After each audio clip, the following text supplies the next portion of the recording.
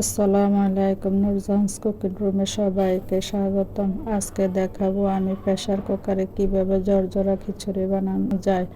অনেকে জানেন না প্রেসার কুকারে কিভাবে খিচুড়ি রান্না করে। আমি এখানে হাফ কেজি ভাতের চাউল নিয়েছি, তার সাথে দিয়ে দিয়েছি আমি 1.5 কাপ মসুরের ডাল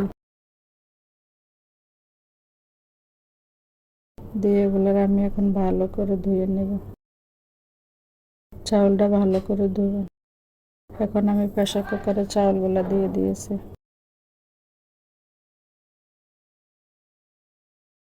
আমি এখানে দিয়েছি 2 কাপ পরিমাণ লাউ, বড় সাইজের একটা আলু, আর দিয়েছি গাজর 1 কাপ পরিমাণ। আপনারা আপনাদের পছন্দ মতো সবজি দিতে পারেন।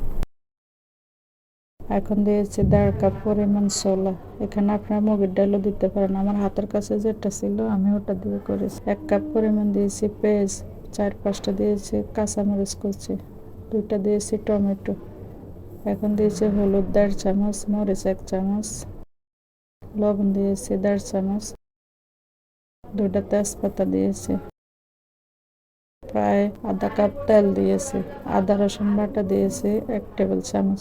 এখন আমি এগুলোরে ভালো করে হাত দিয়ে মেখে নেব। এটা যত ভালো হবে খিচুড়ি তত মজা হবে। আপনারা চেষ্টা করবেন হাত দিয়ে মেখে নিতে ভালো করে। আর আমার চ্যানেলে একটা লাইক দেবেন, বন্ধুদের সাথে শেয়ার করে দেবেন, সাবস্ক্রাইব করতে ভুলবেন না। আমার ছোট্ট চ্যানেলটাকে আপনারা শেয়ার দেবেন, লাইক দিয়ে আমার চ্যানেলটাকে অনেক বড় করবেন। আপনারা আমার সাথে থাকবেন। আমার এগুলো মাখা হয়ে গেছে।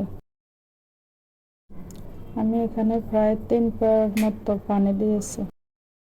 আর একটা টিপস আপনাদেরকে বলে দিই, চাউলের উপরে 2 কোর পরিমাণ যেহেতু পানি থাকে তাইলে পারফেক্ট খিচুড়ি হবে। আমি এখন চুলায় প্রেসার কুকারটা দিয়ে দিছি।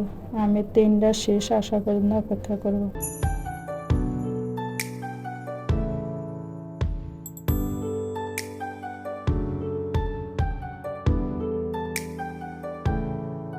তিনটা শেষ আসলে আপনারা এটা চুলার থেকে উঠে রাখবেন, খুলবেন না।